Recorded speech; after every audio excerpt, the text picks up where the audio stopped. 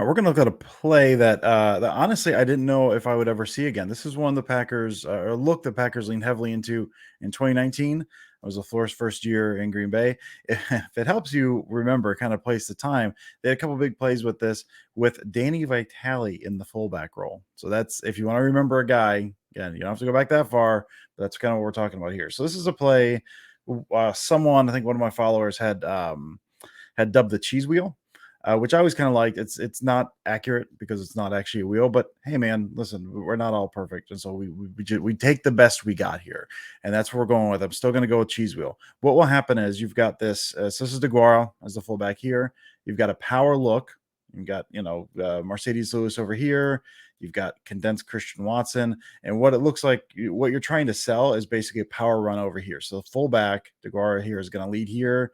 You got Mercedes, I think, blocking down, and then the running back, in this case, Dylan. So you're really selling this with the power with Dylan is going to follow behind. Yeah, so Lewis is going to block out. We'll see him block out. What they end up doing, and what the idea is, you take your guy off the edge. You need a fast guy for this. This used to be MVS in this role. You get Christian Watson, kind of bend that inside because you're looking to clear the edge. Clear the edge. Get the fullback in the hole. Again, you got the double team there. You got the block out. You're creating your lanes. You've got your hole right there. You're creating your hole, trying to trigger the defense to meet him to meet your fullback there. Instead, what you're going to do in that gap, you're going to leak him out and then follow with the running back. A lot of times, what the running back will do, I think they actually leak both of them out in this case. What will usually happen is fullback will leak out, and that running back kind of steps up as the protector to give the quarterback time because the quarterback's going to drop back to about here.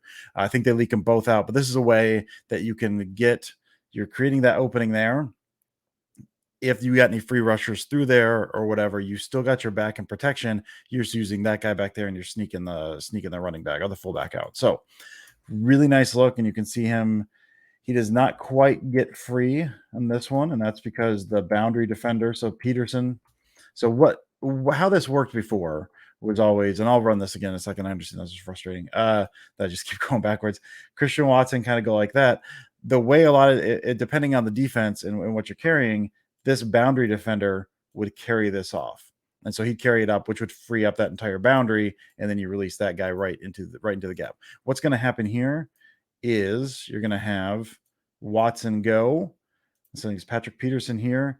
He's going to kind of carry him, pass him off to the safety, and then come back down. So that's what ends up killing this in this case is Peterson. You can see him kind of blitzing down, carries Watson up, passes off, and then picks up the Goro.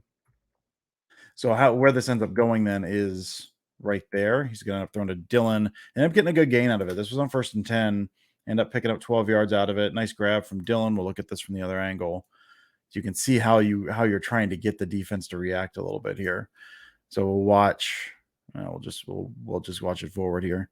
Do 58 there. He doesn't really bite.